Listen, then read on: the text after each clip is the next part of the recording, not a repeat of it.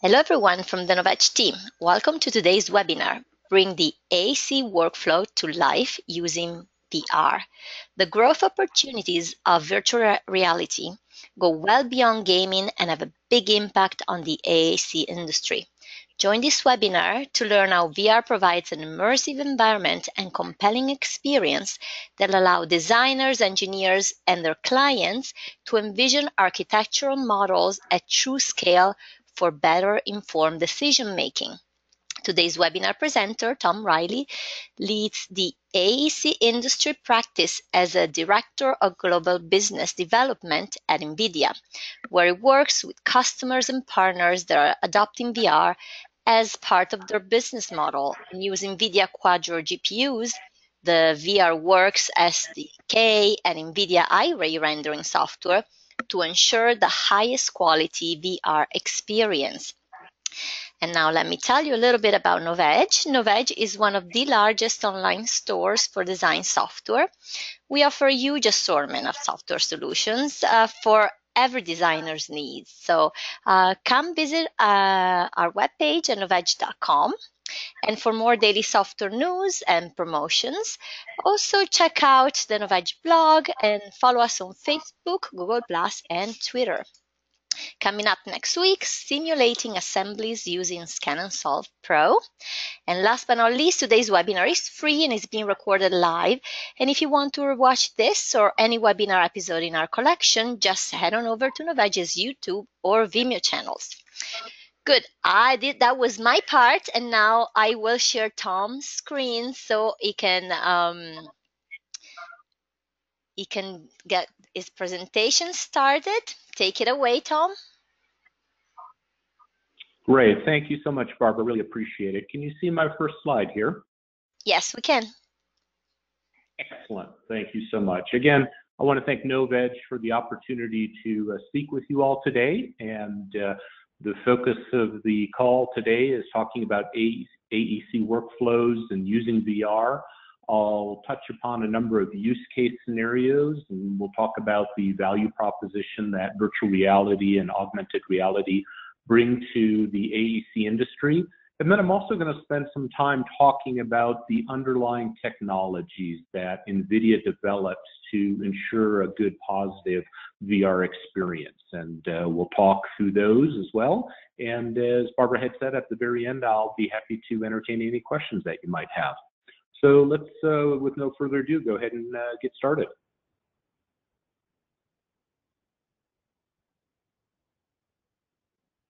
There we go. The AEC workflow, VR technology really solves a lot of the problems throughout the entire process here. And, traditional workflow in the AEC is evolving, and NVIDIA, we're not a newcomer to the architectural engineering construction industry.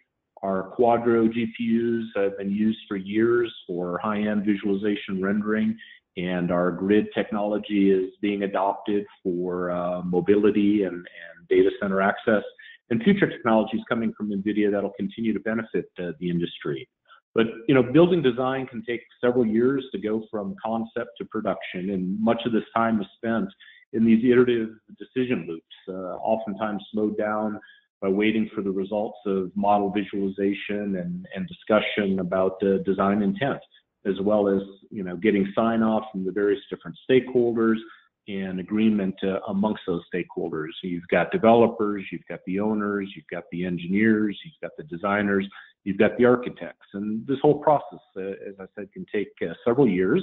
And, it's a very iterative process. So by utilizing virtual reality, we're going to talk about use case scenarios so we can help facilitate this workflow and help the stakeholders come to decisions sooner and quicker.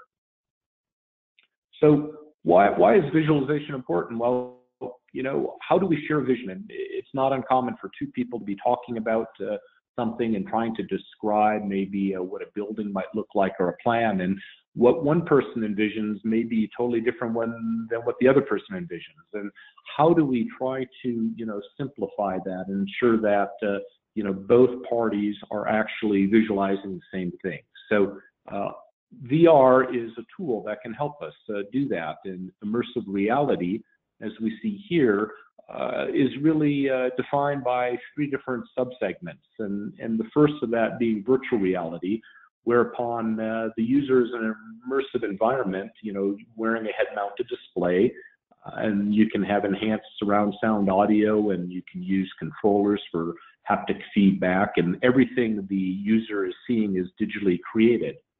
Whereas augmented reality is really supplementing a view of the real world, overlaying digital information, be it text or numbers or images or schematics. And then third is something we call mixed reality, which is really a combination of both AR and VR, where virtual objects are fixed to a point in real space, and the user has the ability to view them in perspective. So these are different types of immersive reality that can be used, again, to communicate those thoughts and ideas between various different parties. The value of VR for AEC is there's three big value propositions as I see it. Predominantly seeing things at scale, having the opportunity to view designs from flexible viewpoints, and then also promoting efficient collaboration. Let's spend a little time talking about each one of these three value propositions. Scale really allows all the parties to look at that scene, to look at the building with a true sense of scale, right? You're in virtual reality, you see everything at scale. It's not compressed on a monitor, it's not just a 2D drawing on a blueprint per se, but you're seeing everything at scale and getting to experience that space that's being designed. You can iterate more effectively, with the materials and with lighting decisions. And you can have enhanced building walkthroughs in VR. You can virtually walk through the building and see everything at life size and that scale. Flexible viewpoints, really key, value proposition within VR, because the ability to view CAD models from every direction and interact with them directly will help accelerate the design decisions. Looking around from inside a building to see how the light and the shadows appear and change depending upon the time of day and the season, being able to perceive more accurately what impact different lighting has on that particular space is really key. VR technologies really enable the clients, the architects, the designers, and engineers to evaluate the model by interacting with it in a more realistic fashion and in target environments. And feedback can result in instant changes to that model, speeding the time required for design reviews.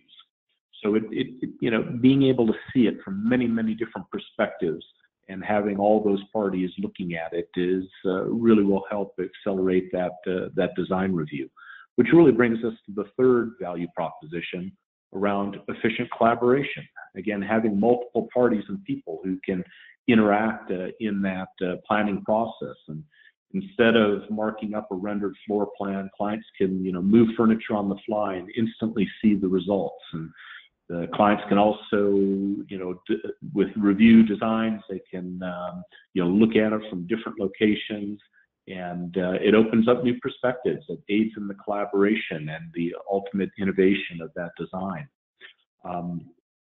The collaboration is really key. Again, it gets back to that earlier cartoon drawing, people being able to see the exact same thing and communicate their thoughts and ideas really helps accelerate that decision-making process.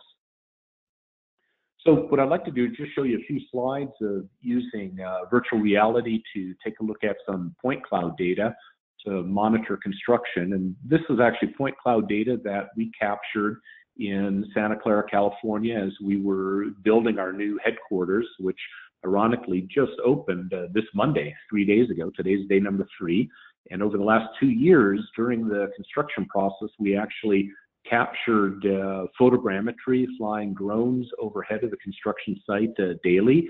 And we also went on site on location and captured LiDAR data. And all that point cloud data was assembled together and could be viewed within virtual reality as we had, construction review meetings with our contractors and with our leadership team to take a look at the construction progress of our new building. So we use this point cloud data and virtual reality again to promote and facilitate the design decisions and communication of the actual construction process. So a really good use case for virtual reality within the construction side of the industry. So if you look at VR, you can really sort of subdivide it into both content creation and content consumption. And in the AEC industry, content creation can really be subdivided into three key areas. One is around design, developing and creating VR content as part of that design process. Also the design review, as we talked about in collaboration, bringing various stakeholders and parties together to review a design and see if it is meeting the expectations of the client in terms of scale, in terms of lighting, in terms of layout, in terms of materials. And then finally, once the building is built or starting to get close, you can use VR for facility planning and augmented reality as well to incorporate the BIM information on that building and to better understand what went into that building. So this is all part of the content creation of virtual reality. But once that content has been created, then certainly we'd like to consume it. So as I pointed out, with the point cloud model, you can use that information and undergo construction rehearsal on location as you mobilize and demobilize heavy equipment.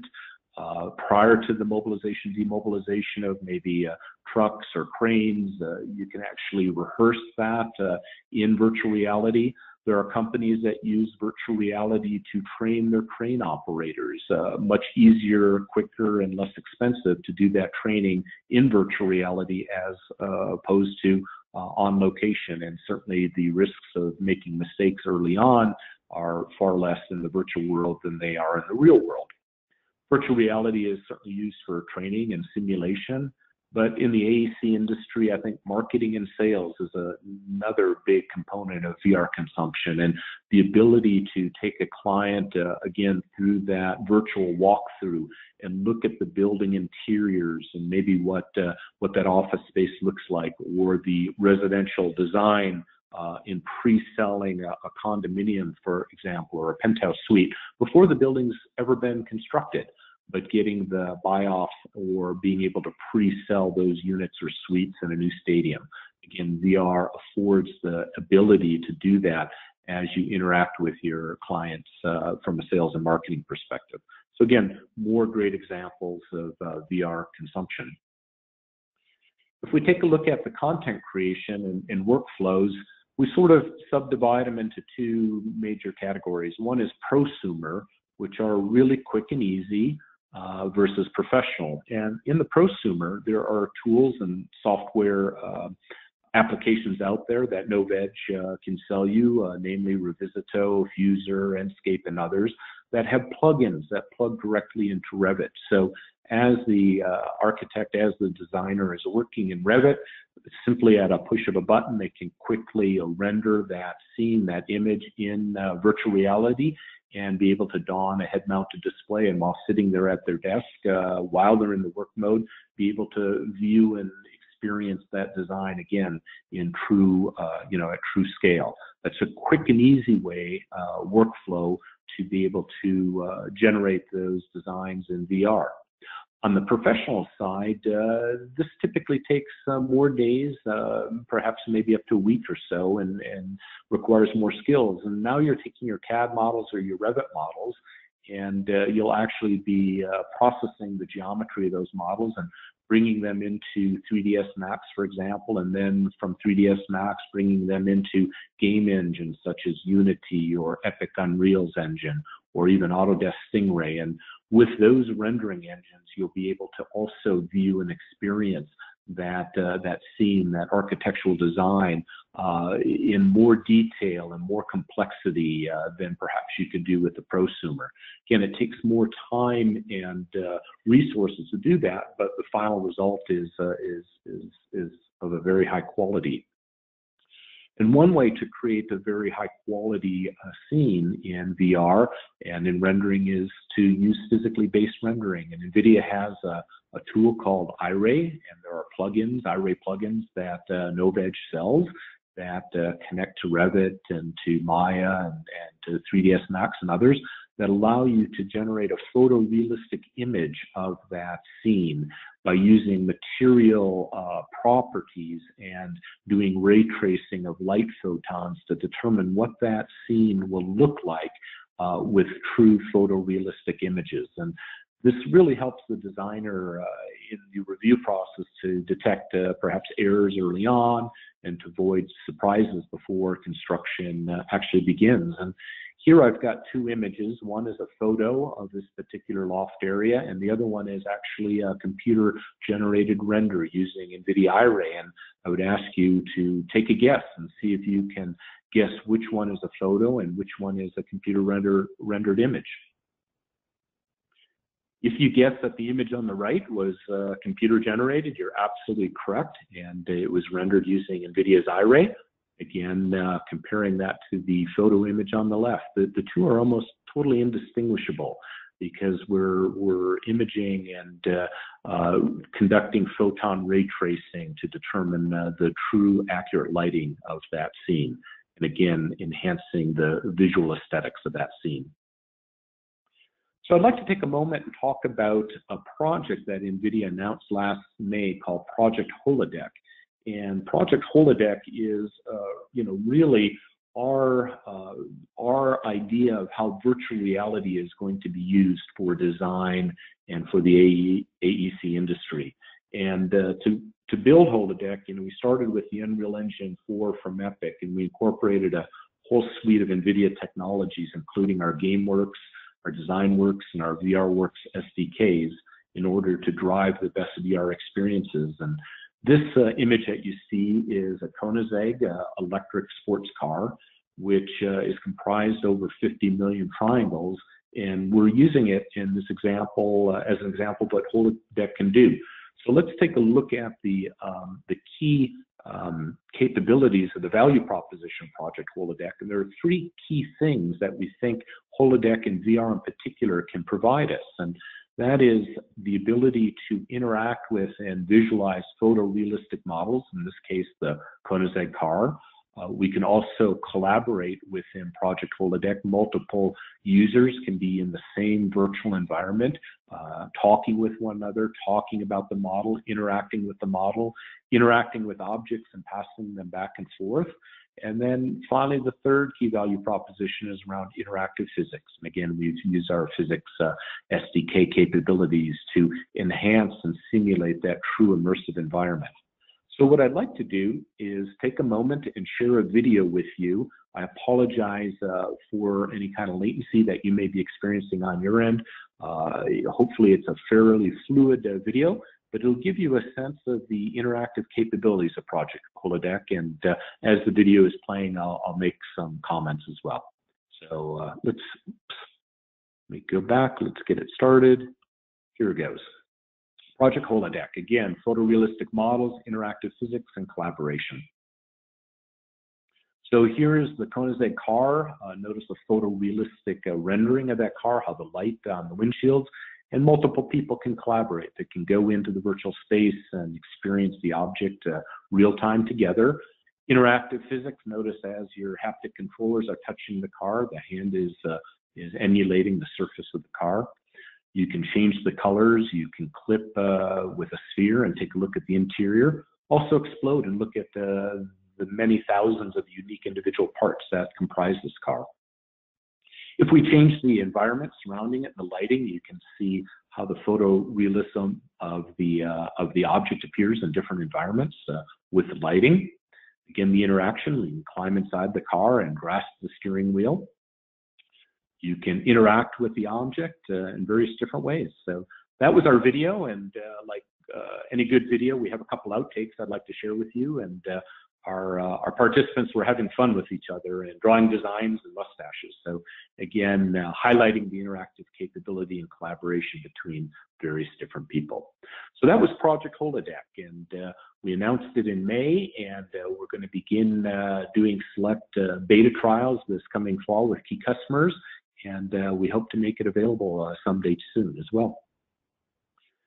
So what I'd like to do now is spend a little time talking about virtual reality and why it is so popular today, and especially within the AEC industry. And how do we get here so fast? And I talk about this inflection point in virtual reality, and really VR actually started quite a while ago. It's just that until recently it was only done in dedicated rooms using large immersive displays or caves and power walls. And these rooms were expensive, costing hundreds of thousands or oftentimes millions of dollars. And because they were expensive, they were only accessible to a small number of people. But then just in the last few years, the technology needed to drive a new personalized form of VR hit a tipping point, and the displays improved dramatically. Tracking became much more solid, and NVIDIA, we tuned our GPUs to deliver an accelerated virtual reality rendering experience. And so finally, all the ingredients came together here in the last couple of years. And about 2.5, 3 years ago, a shot was heard around the world when Facebook announced that they were purchasing Oculus for $2 billion. And really that decision signaled two things. One, that the VR component technologies were almost ready for mainstream deployment. And secondly, that Silicon Valley was ready to place big bets on VR. And nearly overnight, the VR ecosystem was born. So what I'd like to do is talk a little bit about the underlying technologies that NVIDIA develops, and our research and development department is constantly innovating upon in order to bring better VR experiences to the world. And with so many people now interested in VR, we have a work cut out for us to deliver these great VR experiences that will leave people wanting more. I can say that, and generally everyone takes it for granted that we can deliver, but it's worth pointing out that VR's history is chock full of people having underwhelming experiences that left many of them slightly nauseous and certainly not eager to try VR again. So for those of you that tried VR in the 90s, or even as recently as several years ago, you know what I'm talking about. And it turns out it's hard to deliver great VR. There's lots of component technologies that have to integrate seamlessly in order to fool our brains into believing we're somewhere that we're not. So over the next 25 minutes, what I'd like to do is walk you through those technologies, and for each I'll point out the challenges and the state-of-the-art solutions. So with this, let's start with graphics. Since humans were visual creatures, let's start with graphics and displays first. Here we see as an image on the top right shows Ivan Sutherland, who was one of the first virtual reality headset-mounted displays, which he created in the late 1960s. And clearly the form factors improved quite a bit since then, but many of the essential components were right there, including rendering and tracking and an embedded display. But the challenges for VR displays are similar to the challenges for any display, including resolution and brightness and the refresh rate. And of course, price. And here on the left-hand side, this NASA head-mounted display was custom built and cost hundreds of thousands of dollars. And really, we've been kind of at a price impasse for a while, but there hasn't been sufficient purchasing volume to drive down the prices of the head-mounted displays. But without lower prices, the number of units purchased wasn't going to increase. So then something totally unrelated to VR happened, and namely smartphones. And the mass production of smartphones, really smartphone displays drove down the price and drove up the quality and the high resolution. The lightweight and bright displays were suddenly being manufactured for tens of dollars. And just like that, the display problem for head-mounted displays was partially solved. And I say partially solved because if you try to inspect fine features like reading text in a head-mounted display today, you'll notice that it's not a great experience. And the problem is that the retina display on your cell phone screen is meant to be viewed at least 6 inches from your face, meaning that it'll only perhaps provide you 30 degrees of field of view.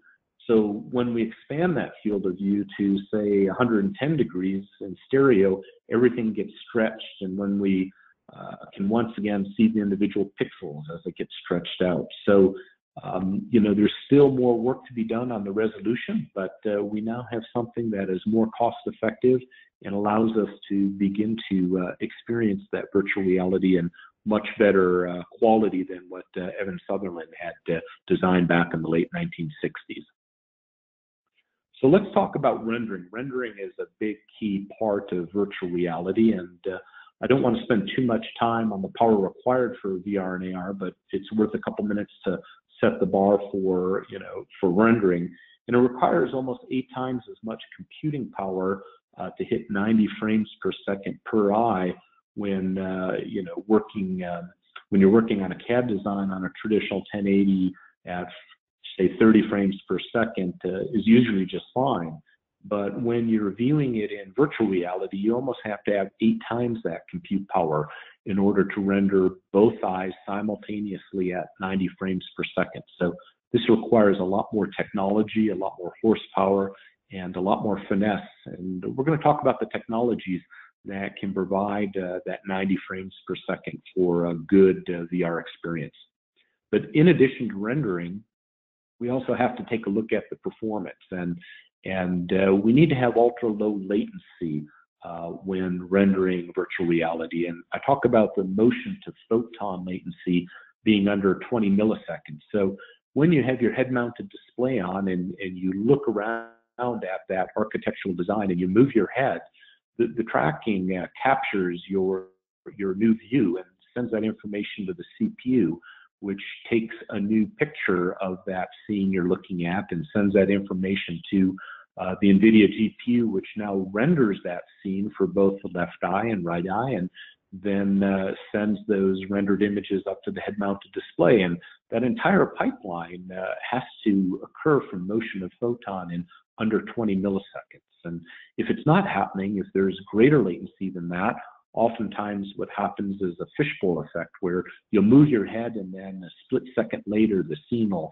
catch up with your eyes and your brain will detect that something's just not normal. And for people who are susceptible to motion sickness, it may cause them to feel nauseous. And oftentimes we've heard of it, or we've seen people tear the head-mounted displays off their head because that motion sickness is just so discomforting to them. So again, in order to, as I like to say, there's only 2 kinds of VR experiences. There's good ones and there's bad ones. And 2 key factors that differentiate a good from a bad VR experience is the ability to render over 90 frames per second, as well as to keep that motion to latency, that motion to photon latency under 20 milliseconds. So let's spend a moment talking about technologies that NVIDIA develops in order to give you that positive VR experience. And starting with optics, those head-mounted displays, if you've looked inside of them, there are these lenses in there, again, to give you that 110-degree field of view. But in order to look at those images, the LCD display that is behind that lens has to be warped. You have to have a fisheye image in order to look at it through the optics of the lens in order for the final user's view to actually be proportioned correctly. So in order to create that warped image, we have to render that, and we render the image correctly initially, but then the way the GPU makes that warped image is that it renders a regular image, and then as the final step, it has to apply the necessary warp, right, in order to serve that up to the head-mounted display and to view it through the optics. So typically what happens is, if you look at that warped image, you find that while the center of the image stays the same, the edges are getting squished quite a bit. And this means that we're overshading the edges of the image on the left. We're generating lots of pixels that are never making it out to the display, and they're just getting thrown away during the warp pass. And that's wasted work, and it slows us down. So the solution is just to render those pixels that'll make it into the final warped image. And to do that, we'll need a denser sampling in the middle and a sparse sampling at the periphery of the image. So how we do that in our previous generation of GPU architecture called Maxwell, we designed something called multi-res shading. And what we do is we split the image into multiple viewports, here a 3x3 grid, and then we keep the center viewport the same, but we scale down all the viewports around the edges. And this better approximates the warped image that we want to eventually generate without having a bunch of wasted pixels. And because we shade fewer pixels, we can render faster. Again, we want to speed up this rendering pipeline in order to maintain the 90 frames per second. And ordinarily, replicating all scene geometry to a bunch of viewports would be prohibitively expensive, but our Maxwell and our Pascal architectures have the ability to very efficiently broadcast the geometry to multiple viewports and hardware while only running the GPU geometry pipeline once. And this provides a major enhancement without impacting the image quality. So this is called multi-res shading, was available in our Maxwell architecture. But today, in our Pascal architecture, we've enhanced upon that with lens match shading. And lens match shading is a Pascal-supported refinement of the multi-res shading concept. And instead of having a tic-tac-toe board defining the high-res and low-res zones, now the pixel density can vary linearly over the frame. And visualized in projection space, we're now rendering to a surface that very closely approximates the final lens-corrected display output. This capability is enabled in our latest Pascal architecture through a feature called simultaneous multi-projection, or SMP. But what about the future? How can we even continue to improve upon this? Well, there's something that's being worked upon in our R&D labs and other R&D labs around the world today called foliated rendering. And foliated rendering is simply, as you look at an object, at that point, your focal point has the highest resolution, and then out on the periphery, the resolution is much more degraded. It's not as sharp as at the focal point of the foliated area. So as your eyes are moving around the head-mounted display, your eye pupils are being tracked, and that image is being recreated where you are gazing and where you are staring within the head-mounted display. And of course, that image on the periphery, since it doesn't have to have the same level of resolution, we don't have to render as many pixels, which will help, again, speed up the rendering pipeline and allow us to generate and render at over 90 frames per second with that motion to photon latency under 20 milliseconds. Another way in which we accelerate the frame rate is that traditionally stereo rendering would require two geometry passes in the GPU, one for the left eye and one for the right eye. But in our Pascal architecture, we've created something called single pass stereo. Now in the GPU, we can render both the left and the right eye in a single geometry pass, essentially cutting the processing time in half.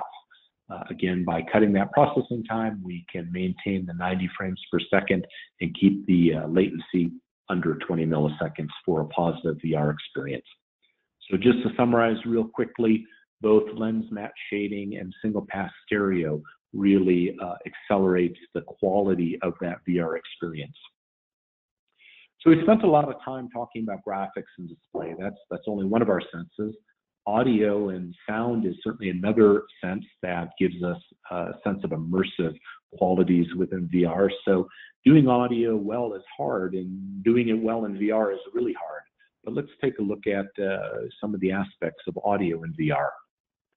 So there's three pieces to VR audio. There's synthesizing, creating sounds. There's the direction where the sound is coming from.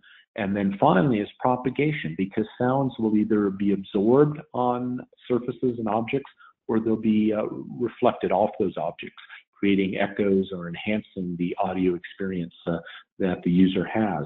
And being able to replicate that sound propagation can be really a challenge, especially in VR, but doing it properly and doing it correctly really enhances that VR experience.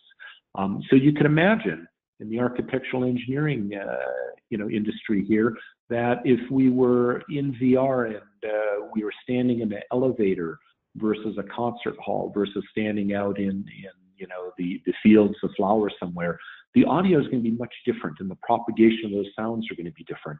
So by using our optics ray tracing capabilities that we use for our visual modeling, we do the same with the audio, and we can measure that sound propagation in order to really enhance the audio experience in virtual reality. And we do that utilizing NVIDIA's VRWorks audio. And it's a real-time audio that we've created, and it accurately models how sound waves propagate through a virtual space. It's able to do this in real time, leveraging our optics ray tracing engine that I talked about and the power of our Pascal GPUs. And the best part is that, you don't need to worry about the computational physics behind it. It's all implemented in part of the audio SDK, which is available now for the developer community. And we're working with different ISVs to incorporate the VRWorks audio SDK as part of their software. And Epic's Unreal Engine has a plugin for it now available with their 4.15 and greater versions. So again, enhancing that audio experience for architectural design is key to that immersive experience. Let's take a look at touching physics, because in virtual reality, we're touching and we're interacting with objects, not only just seeing and hearing them, and being able to replicate the true physics of object interaction is key to virtual reality. And using, when we touch objects in VR, two things have to be done very accurately and very fast. And namely, we have to accurately detect when one object collides with a second object, and the timing and location of impact has to be precise. And we have to accurately model how that object will deform, when you touch it. Is it rigid, providing a solid force feedback, or is it squishy and changing shape as I push on it? Again, this interactivity needs to be accurate, needs to be fast. And both of these challenges are handled by NVIDIA's physics constraint solver. And physics can accurately detect when a hand controller interacts with a virtual object, and it enables the game engine to provide a physically accurate visual and haptic response in VR. So if we take a look at simulating, this behavior in VR, for us to believe that the virtual world that we're in is real, it not only needs to look and sound and feel real, but it needs to behave as if it's real. And water has to flow as we'd expect, and flames have to propagate according to the laws of physics. And VR needs to be dynamic, and those dynamics need to be physically based. And we're able to replicate that with our physics gaming library, part of the VRWorks SDK, again, enhancing that VR experience. So finally, we've talked about graphics and audio and touch and physics and haptics. Let's take a moment and talk about video capture for VR and for the AEC industry. It takes significant computation to deliver a 360 video, and the challenge with VR capture is that capturing high-res spherical stereo panorama requires multiple cameras, and each camera has its own intrinsic and extrinsic parameters, making it a challenge to combine them into a single video stream. Basically, the outputs from all of the cameras need to be decoded and calibrated, equalized, stitched, and encoded so they can then be rendered in a unified 360 display. And in order to address this, NVIDIA has developed the VRWorks 360 Video SDK. And the VRWorks 360 Video SDK uses GPU acceleration to provide both offline and real-time stitching. And in the real-time stitching, we're talking within a few hundred milliseconds. So it's very fast, very quick, and very accurate. So just to summarize real quickly, the NVIDIA VRWorks SDK is composed of a number of different components here. And we've talked about many of the challenges associated with delivering great VR experiences. And for each of those challenges, I've given you some insight into the state of the art of how that challenge is being addressed. And this slide lists all of the technologies in NVIDIA's VRWorks SDK. And some of these we've discussed today, and others may be of interest to you as well. But you can go to our developer.nvidia.com/VRWorks site to visit to get more information on any of these technologies. and again, enhancing a positive VR experience. So let's talk a little bit about we've talked about the software, the VRWorks SDK that gives you positive, great VR experiences in the AEC industry. Now I'd like to take a moment to talk about the underlying NVIDIA Quadro GPUs that really, again, accelerate and interact well with the SDKs. And on the desktop, we have 4 different GPUs that are all VR ready, starting with the P4000, the Pascal P4000. P stands for the Pascal architecture, and then the P5000, the P6000, all the way up to the GP100. But also on the right-hand side, we've got mobile variations of these GPUs, namely the P4000 and the P5000 for thin and light laptops. And if we were to plot these GPUs on a graph looking at both their memory and their graphics performance, they would fall out in this fashion. So, you know, if you're doing very simple product design or AEC design, and you only need up to about 8 gigs of memory for your data set, then the Pascal, the P4000, both in the mobile and the desktop, is a very adequate GPU to help you in your workflow.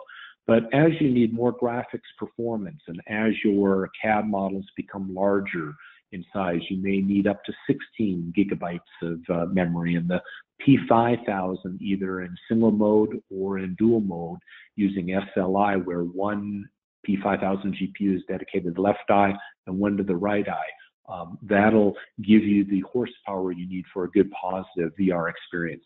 And then finally, if you have extremely large CAD or AEC models and you need high graphics performance of those large models, our P6000 with 24 gigabyte of memory will give you the horsepower necessary for a positive VR experience. And again, like the P5000, you can run that in SLI mode and dedicate one GPU to the left eye and one to the right eye. And then the GP100 really is a nice GPU that for combined compute, graphics, and VR workflows, it has a higher bandwidth connectivity, and you can connect 2 of these together through our NVLink technology, giving you up to 32 gigabyte of addressable memory. So again, a full lineup of Quadro Pascal VR-ready GPUs to give you the best VR experience for your AEC workflow. Quadro is our professional GPU for VR. NVIDIA also has a consumer gaming GPU called GeForce, and both of these GPUs, both Quadro and GeForce, provide very high levels of VR performance. And a lot of people say, well, you know, my GeForce, my 1080 card is just fine for VR, and why should I spend more money for a Quadro GPU? Well, there's many reasons why an enterprise would want to use a Quadro GPU around, for the AEC industry. And VR is no different than any other professional workflow, and the same value props, really apply to professional workflows, apply to those of VR. And you want to basically ensure that we've got over 100 ISV applications that are certified on the Quadro, and we have support for the Quadro and for those ISVs. And there's very stable, long life graphics drivers in the Quadro driver that's available. And the Quadro GPU was developed to run 24/7, so you can run hours on end and not get any frames being dropped or any skipping in your VR experience. And again, these Quadro GPUs are tested and they're certified with all the OEM workstation manufacturers. So again, it's tested, and if any bugs are found, we have folks on hand who can help fix and address those bugs. None of these capabilities are available to GeForce as the gaming card. You get it, you run it, but there's no certification, there's no support. There's no extended availability, and they're not tested and certified on the workstation. So again, if you're using Quadro GPUs, you'll want to use those for VR for your AEC workflows. Just a little customer quote here from Hensel Phelps, one of the world's largest construction companies, and they love how the P4000 performs for VR, as they use VR for client walkthroughs and for doing construction rehearsal testings. And as I say, now with the P4000 Quadro, more architects, designers, and contractors are able to use virtual reality. It's at a price point that most everybody can access it. So we're very pleased with Hensel Phelps' endorsement of the P4000. And this GPU and all the others, the P5000, P6000, the GP100, as well as the Iray plugins, are all available through Novedge. So you can go online to their website and be able to access them and download them and purchase them. And my final slide here, and I appreciate your hanging in there for the full 45 minutes, is just a rendering of our new corporate headquarters. As I mentioned earlier in my talk, we just opened this brand new headquarter building in Santa Clara, California this past Monday. So today is day number 3. And the backstory here is throughout the whole design process, our CEO, Jensen, demanded that all design reviews, were transacted in virtual reality. He didn't want to look at blueprints. He didn't want to look just at renderings.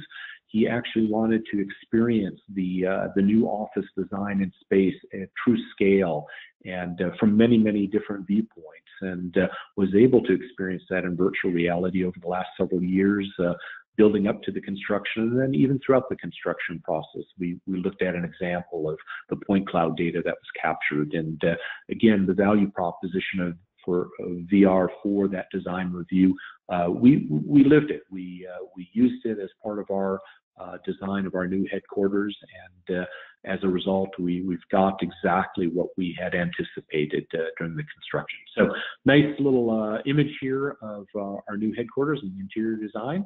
And with that, I want to thank you very much for your time today. Hopefully, you were able to get a sense of some of the new, the value proposition of virtual reality for the AEC industry, some of the use case scenarios of virtual reality for AEC. And as I had sort of segued there for about 20 minutes, I talked about some of the underlying technologies that NVIDIA is developing to provide you a positive VR experience, both with our software, our VRWorks SDK, as well as with our Quadro GPUs. So with that, thank you so much, and I would be happy to take any questions. Thank you, Tom. While we wait for a question to come in, please, I encourage you to do so. Okay, and here's the first one. Thanks for the great presentation. Would you explain how did you achieve the photorealistic rendering using PBR shading in 3ds Max? So we used our Iray software to create the photorealistic rendering. And there is a plugin for 3ds Max that will allow you to model the materials and the light capabilities in the materials in order to do the ray tracing. So simply put, we use NVIDIA's Iray plugin for 3ds Max in order to generate the photorealistic image and then to bring that in and view that in VR. Thank you, Tom. And the next question is, do you have any idea how much will the Holodeck would be priced at? Great question. I do not. And today, Project Holodeck is merely that. It's a project, and as I had alluded to, this fall we are going to begin to engage key customers in a beta test to take Project Holodeck for a test ride and give us some feedback on what they like and what enhancements they would like to see. And if we were to commercialize it someday, I don't know exactly what that pricing structure would be, but certainly if we do so, it'll become public knowledge if and when the technology is commercially available for deployment. I'd say as of now, it looks like it's going to be priceless just for the sheer. That would be wonderful, wouldn't it? I don't know. I really don't know what product marketing have in store. Right now, we're getting the concept in the hands of users, and we're soliciting feedback so we can continue to improve upon the technology. And since we're talking about Holodeck, do you know how to get involved with the beta for Holodeck? Absolutely. There is, if you go out to NVIDIA's website and just Google Project Holodeck, there is a blog that was written back in the May timeframe when we initially announced Project Holodeck. And at the bottom, there's a link you can click on asking asking to be kept apprised of updates to Holodeck. So go ahead and register on that link, and as we have new updates in terms of the technology and or when it may be available someday, you will be notified for that. So absolutely, go ahead and get yourselves registered. Cool. Will there be tech in Holodeck that you will share with developers? Will there be what? I'm sorry. What was the question, The Barbara? question is, will there be tech in Holodeck that you'll share with developers? Ken, what do you mean by tech? Let me ask Ken, who asked the question, to be a little more. So is there a Holodeck technology that we will share with developers? I think is the gist of the question. Absolutely. And the answer is I don't really know yet. I think a lot of it just depends upon what we choose to do with the technology. But again, get yourself registered and stand by. And if we will share tech with the development community, we'll certainly make that available as soon as possible. Great. And can VR be used for road designs? For which kind of designs, Barbara? VR can be used for road designs. For road designs, absolutely. I don't see why not. If you have any kind of a digital model that you've developed in CAD or Revit or any commercial application, again, rendering it with one of those Prosumer plugins, you will be able to see it, experience it, look at it, do a walkthrough through that road design. Or again, you can use some of the professional workflows enabling either Unity or Epic Unreal or Stingray as your VR rendering engine.